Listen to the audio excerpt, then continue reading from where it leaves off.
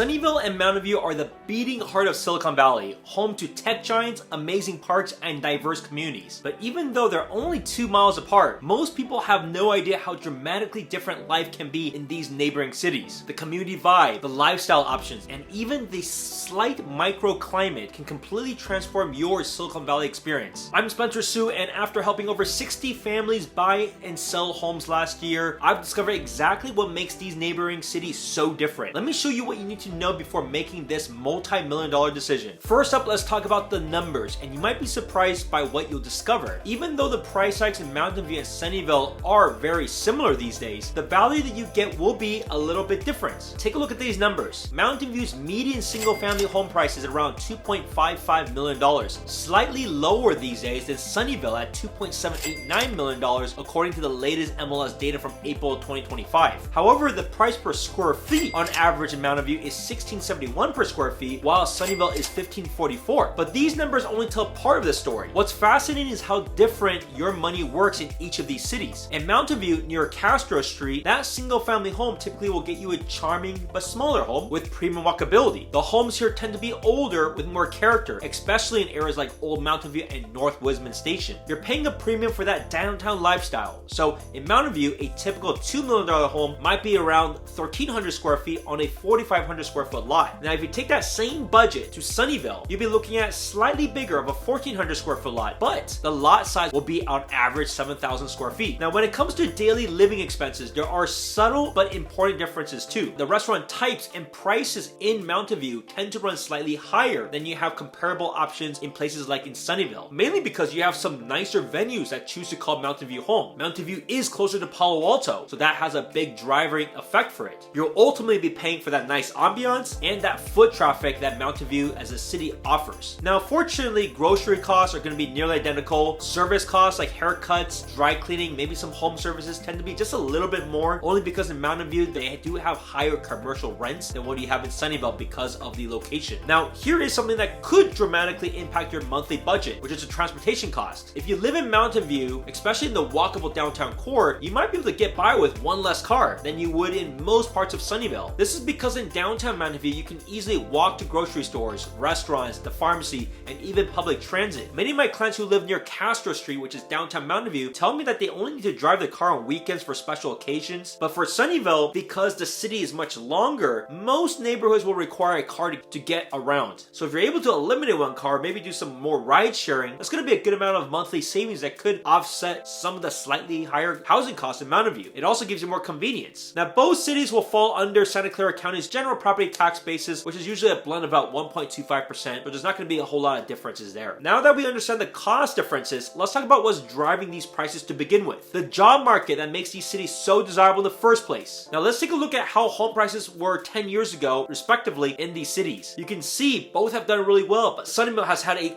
tremendous and stellar growth. Now, what makes Sunnyvale and Mountain View so different is how each city has developed its own distinct tech ecosystem and work culture. If you think about Mountain View, it's Google territory. You got the massive Googleplex campus that has transformed the entire city's identity and real estate values. The company itself employs tens of thousands of workers here, and their presence shapes everything from traffic patterns to the restaurant offerings that are here. Now, beyond Google, you also have large companies like Intuit and Microsoft all throughout of the north part of Mountain View. The concentration of tech talent here is super amazing, so you're going to see all sorts of people riding that company bike all throughout. To give you some perspective, Google alone occupies over 3.1 million square feet of office space in the Mountain View itself, creating that economic gravity that attracts complementary businesses throughout the city. What makes Mountain View's work scene unique, though, is how the downtown area flows right into the workday. You got so many different restaurants that are close by, coffee shops, places to hang out after work. Their workday can just easily transition into happy hour and dinner at Castro Street or at places around the Googleplex. This creates a more social, connected tech community where people bump into colleagues and friends a lot more regularly. Now, Sunnyvale, on the other hand, has a different tech mix and work-life flow. Major employers here will include Apple, Apple, Juniper Networks, Amazon, Google Cloud, and you got the massive headquarters of NVIDIA right next to it in Santa Clara. Sunnyvale's 10 campuses are more spread apart, where you're going to see companies from the north in Moffett Field all the way down south, versus Mountain View, they're mostly in the northern and some in the central parts of the city. Sunnyvale's tech landscape will be similar to Mountain View, where you have both software and internet services, but you also, both of them will have its own aerospace and defense companies like Lockheed Martin and NASA. These companies in aerospace have been here for a long time, and there's a deep history why those companies are in this region. In Mountain View, you have this walkable dynamic with tight blocks and lots of cafes where people mix work and social life together. Sunnyvale does have a clear boundary between work and home, it feels like. People work in modern office parks during the day, but head home to quiet residential streets afterwards, creating a more of a work-life separation you may encounter here. Now, one thing to note though is both cities are rock solid financially. They both have been putting money into infrastructure and public services, which means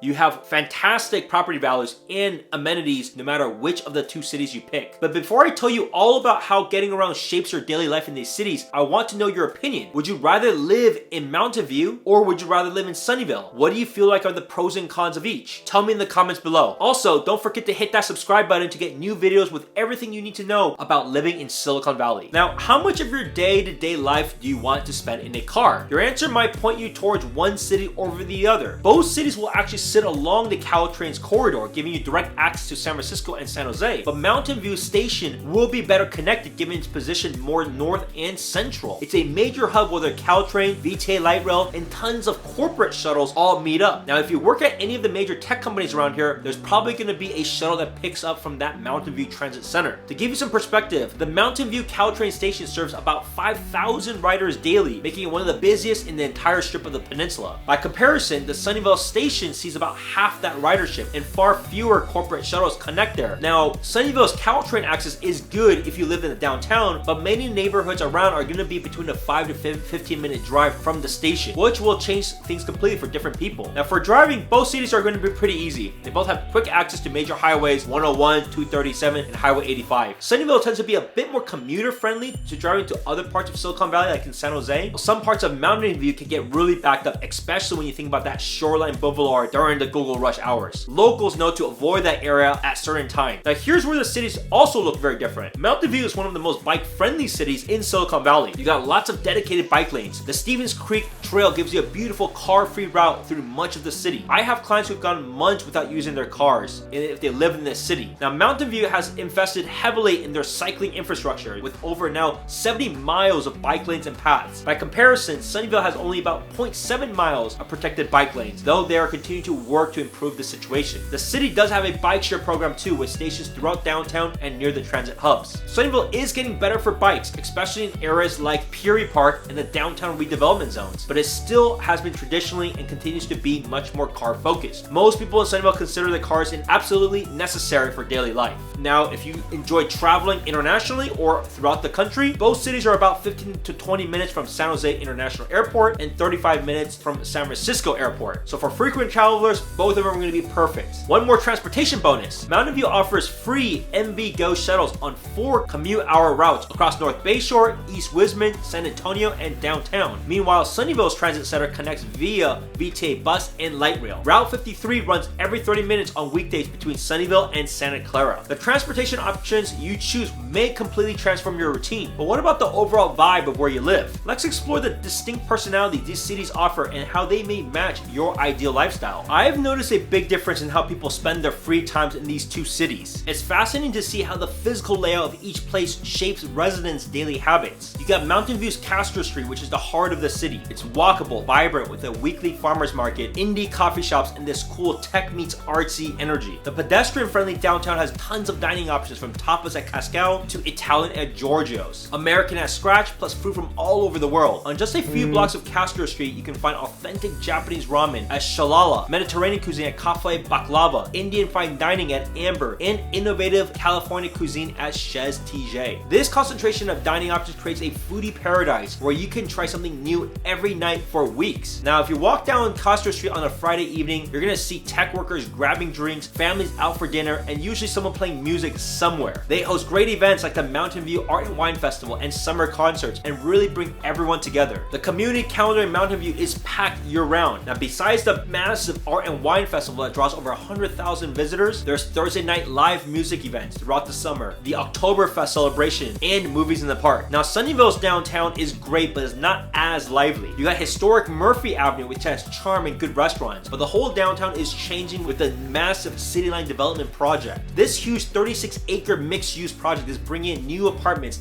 offices, and retail spaces anchored by the Whole Foods and AMC theaters. Now, Murphy Avenue Sunnyvale has its own appeal though. It's more intimate and less bustling than what you have going on in Castor Street. Now, the historic district has preserved buildings from the early 1900s that creates a small town feel that contrasts with high-tech industries that surround it. I also feel that Sunnyvale's community events tend to be more neighborhood focused and family oriented. The Sunnyvale's farmers market does run year round, but it feels a lot more local and less touristy versus what you got in Mountain View. The parks could potentially tell the same story. Mountain View's crown jewel is the Shoreline Park, which is 750 acres with wildlife areas, trails, a lake for water sports, a golf course, and the Shoreline Amphitheater for big concerts. It's a destination that people come to from all over. Now, it's created on a former landfill. The restoration transformed it into a thriving ecosystem with over 100 species of birds. The boating lake offers kayak and paddleboard rentals, while the 18-hole golf course provides stunning bay views. Sunnyvale has 23 neighborhood parks, golf and tennis facilities, swimming pools, and a year-round downtown's farmers market. The parks are well kept but more neighborhood focused rather than regional attractions. While Sunnyvale parks lack in scale per se, they make up for in accessibility. Nearly every neighborhood has a park within walking distance. For example, Ortega Park offers 17 acres with excellent sports facilities, while Las Palmas Park features a popular water play area for kids and the famous Sunnyvale Tennis Center. Shopping options look different too. Mountain View has a lot more boutiques and specialty shops along with major retailers, while Sunnyvale is a little bit more practical with Target, Costco, Whole Foods. Not flashy, but super convenient for everyday needs. Here's another observation. In Mountain View, people spend more time in public spaces, cafes, parks, libraries. In Sunnyvale, home is more the center of life, with larger yards and more indoor space for entertaining friends and family.